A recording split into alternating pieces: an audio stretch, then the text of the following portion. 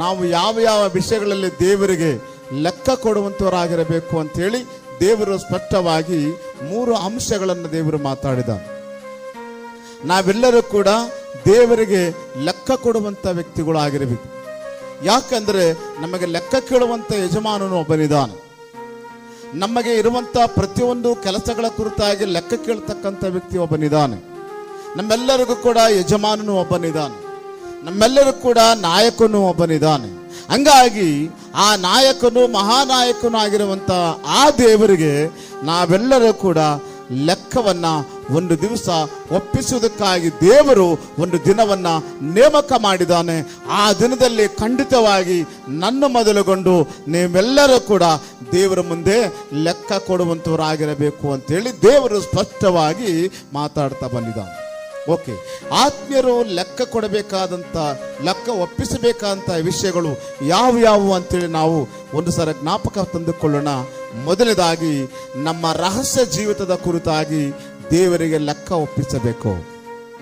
ನಮ್ಮ ರಹಸ್ಯ ಜೀವನದ ಕುರಿತಾಗಿ ಯಾರಿಗೂ ಗೊತ್ತಾಗಲಾರದಂತಹ ಜೀವಿತ ಏನಿದೆಯೋ, ಯಾರಿಗೂ ತಿಳಿಯಲಾರದಂತಹ ಜೀವನ ಏನಿದೆಯೋ, ಯಾರಿಗೂ ಗೊತ್ತಾಗಲಾರದೆ ನೀನು ಮಾಡ್ತಕ್ಕಂಥ ಯಾವುದೇ ಕಾರ್ಯ ಆಗಿರಬಹುದು, ಅದು ಒಳ್ಳೆ ಕಾರ್ಯ ಆಗಿರಬಹುದು, ಕೆಟ್ಟ ಕಾರ್ಯ ಆಗಿರಬಹುದು, ಯಾರಿಗೂ ಗೊತ್ತಾಗಲಾರದೆ ನೀನು ಮಾಡ್ತಕ್ಕಂಥ ರಹಸ್ಯವಾದಂಥ ಜೀವನ ಏನಿದೆಯೋ ಆ ಜೀವನ ಒಂದು ದಿವಸ ಆ ಪರಲೋಕದ ತಂದೆಯ ಬಳಿಯಲ್ಲಿ ಬಹಿರಂಗವಾಗಿ ದೇವರು ಲೆಕ್ಕ ಕೇಳ್ತಾನೆ. ಅದನ್ನು ನಾವು ಗುರ್ತದಲ್ಲಿಟ್ಕೋಬೇಕು. ಇನ್ನು ಎರಡನೇದಾಗಿ ಬಂದಾಗ ನಮ್ಮ ಮಾತುಗಳ ವಿಷಯದಲ್ಲಿ ದೇವರಿಗೆ ಲೆಕ್ಕ ಒಪ್ಪಿಸಬೇಕಂತೇಳಿ ದೇವರು ಹೇಳಿದಾನೆ. ನಮ್ಮ ಮಾತುಗಳ ವಿಷಯದಲ್ಲಿ ನಾವು ಎಷ್ಟು ಮಾತಾಡ್ತಾ ಇದ್ದೇವೆ, ಏನು ಮಾತಾಡ್ತಾ ಇದ್ದೇವೆ, ನಮ್ಮ ಬಾಯಿಂದ ಹೊರಡುವಂತ ಪ್ರತಿಯೊಂದು ಮಾತುಗಳಿಗೆ ದೇವರ ಮುಂದೆ ಲೆಕ್ಕಗಳನ್ನು ನಾವು ಒಪ್ಪಿಸಲೇಬೇಕು ಅಂತೇಳಿ ದೇವರು ತನ್ನ ಪರಿಶುದ್ಧ ಗ್ರಂಥದಲ್ಲಿ ಅನೇಕವಾದ ವಾಕ್ಯಗಳಿಂದ ದೇವರು ಮಾತಾಡಿದ್ದಾನೆ. ಹಂಗಾಗಿ ದೇವರ ಮಕ್ಕಳಾಗಿರುವಂತ ನಾವು ನಮ್ಮ ಮಾತುಗಳು ಮಿತಿಯಾಗಿರಬೇಕು ವಿನಃ ಅತಿಯಾಗಬಾರದು ಅಂತೇಳಿ ಕೂಡ ನಾವು ನಿನ್ನೆ ವಾರದಲ್ಲಿ ತಿಳ್ಕೊಂಡಿದ್ದೇವೆ.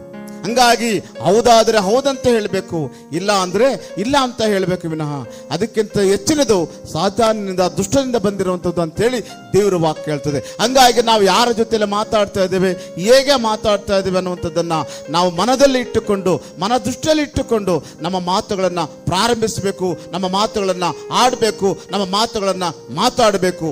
ಒಂದು ವೇಳೆ ನಾವು ಸುಮ್ಮನೆ ಮಾತಾಡಿರುವಂಥದ್ದು, ಸುಮ್ಮನೆ ಮಾತಾಡುವಂಥ ಪ್ರತಿಯೊಂದು ಮಾತುಗಳು ಕೂಡ ದೇವರಿಗೆ ಲೆಕ್ಕ ಕೊಡಬೇಕಂತೇಳಿ ಮತ್ತಾಯನ ಸುವಾರ್ತೆಯಲ್ಲಿ ಯೇಸು ಕ್ರಿಸ್ತನು ಮಾತಾಡಿದಾನೆ. ಹಂಗಾಗಿ ಜಾಗ್ರತೆ, ನಾವು ನಮ್ಮ ಮಾತುಗಳ ವಿಷಯದಲ್ಲಿ ದೇವರಿಗೆ ಲೆಕ್ಕ ಒಪ್ಪಿಸಿಕೊಡುವಂತವರಾಗಿರಬೇಕಾಗಿದೆ.